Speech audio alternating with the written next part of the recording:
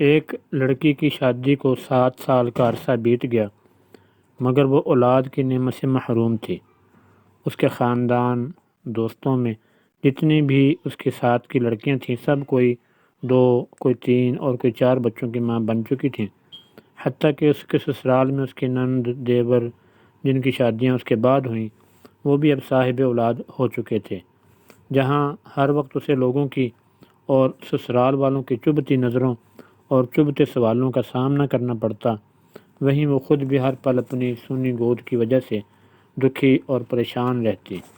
اس کی رپورٹس میں بھی ڈاکٹروں نے تقریباً نا امیدی ظاہر کی، جس پر ہر وقت وہ دکھی رہنے لگی، مگر دل میں ایک امید بھی رہتی کہ اللہ سے بڑا کوئی ڈاکٹر نہیں، وہ چاہے تو کچھ بھی ناممکن نہیں۔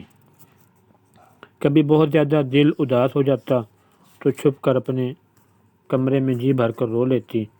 کوئی بھی اس کی تکلیف کو نہیں سمجھ پا رہا تھا کہ وہ اولاد نہ ہونے کی وجہ سے خود کتنی تکلیف اور اذیت سے گزر رہی ہے۔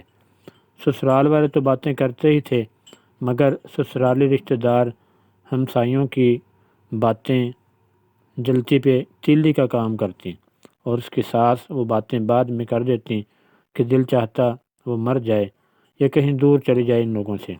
پھر وہ ہر نماز میں رو رو کر بس اللہ سے ایک ہی فریاد کرنے لگ گئی کہ وہ اسے اولاد کی نعمت سے نواز دے۔ وقت گزرنے کے ساتھ جب اس کی دیورانی کے ہاں چوتھے بچے نے جنم لیا تو ساس کے طعنوں میں اور شدت آ گئی کہ یہ تو بانجھ ہے، میرا بیٹا بے اولاد رہے گا۔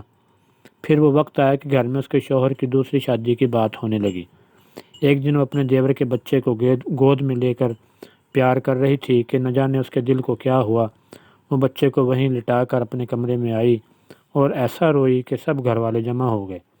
اس کے دل کی حالت سمجھے بنا سب یہ سوچنے لگے کہ یہ دیور کے بچوں سے جلتی ہے، حسد کرتی ہے، مگر ان جاہلوں کو کون سمجھاتا کہ اللہ نے تو اس کو ایسا دل ہی دیا ہی نہیں جو کسی سے جلنے والا ہو۔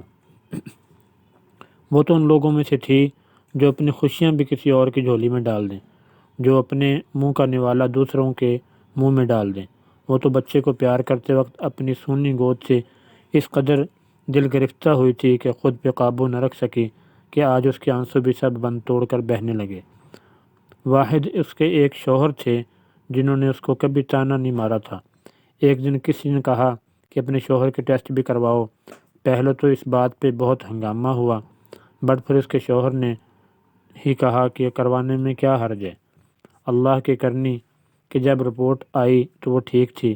پھر تو گھر میں ایک طوفان آ گیا کہ بس اب اس کو فارغ کرو، ہم تمہاری دوسری شادی کریں گے۔ لیکن میرے شوہر کسی صورت مجھے طلاق دینے کو تیار نہ ہوئے۔ اس نے اپنے شوہر سے کہا کہ آپ شادی کر لیں، مگر وہ اپنی بیوی سے بہت پیار کرتا تھا، سو کسی صورت نہ مانا۔ ایک دن کسی نے ایک پیر کا کہا کہ وہ بڑا پیر ہے، اس سے اپنی بہو کو اللہ اللہ کرواؤ۔ جب اس کی ساس نے بات کی تو اس نے صاف انکار کر دیا کہ چاہے آپ جو مرضی کر لیں، بے شک گھر سے نکال دیں، لیکن کسی پیر کے پاس نہ جائے گی۔ اس پر اس کی ساس نے بہت لان تان کی۔ اس نے وضو کیا اور نماز کے لیے کھڑی ہو گئی۔ جب دعا کے لیے ہاتھ اٹھائے تو ایسی رقت طاری ہوئی کہ کچھ بولا نہ جائے۔ پھر سجدے میں گر کر اللہ سے فریاد کی، یا اللہ، تو نے مجھے بے اولاد رکھنا تھا تو نے مجھے اس دنیا میں عورت کے روپ میں کیوں بھیجا؟ عورت تو پوری ہی اولاد سے ہوتی ہے، پھر میرے وجود کو ادھورا کیوں رکھا؟ یا اللہ، ساری دنیا کے ڈاکٹر چاہے جو مرضی کہتے رہیں، مجھے بس تیرا ہی آسرا ہے۔ یا اللہ، میری وجہ سے میرے شوہر کو اس تکلیف، اس محرومی سے نہ گزار۔ یا اللہ، تو ہر چیز پر قادر ہے۔ تو نے حضرت مریم علیہ السلام کو بنا مرد کے شوہر کے ماں کے مقام پہ کھڑا کر دیا، اور ان سے اپنے محترم نبی کو بنا باپ کے پیدا فرمایا۔ یا اللہ، تجھے حضرت مریم کا واسطہ مجھے صالح اولاد کی نعمت عطا فرما۔ یا اللہ، اولاد کے بنا میں ایک ادھوری عورت ہوں، یا اللہ مجھے پورا کر دے، یا اللہ مجھے پورا کر دے۔ یا اللہ، حضرت مریم کے بنا شوہر کی اولاد ہو سکتی ہے تو میرے کیوں نہیں؟ میرا تو شوہر بھی موجود ہے۔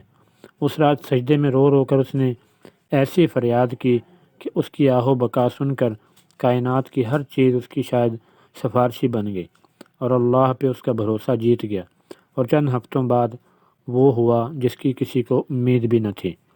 ڈاکٹر بار بار اس کی رپورٹس دیکھ رہے تھے۔ پھر اس کو زندگی کی نوید سنائی گئی کہ وہ ماں بننے والی ہے۔ بنا کسی کی پرواہ کیے وہ یہ سنتے ہی ہاسپٹل کے فرش پہ ہی سجدہ ریز ہو گئی۔ اس لیے حالات کچھ بھی ہو جائے، کبھی بھی کسی بھی حالات میں مایوس مت ہوں۔ اللہ بڑا کارساز ہے۔ لوگ کچھ بھی کہیں، بس اللہ پہ بھروسہ رکھیں، نہ کبھی کسی کا برا سوچیں، نہ برا کریں۔ دل کی زمین کو ہمیشہ پاک صاف رکھیں۔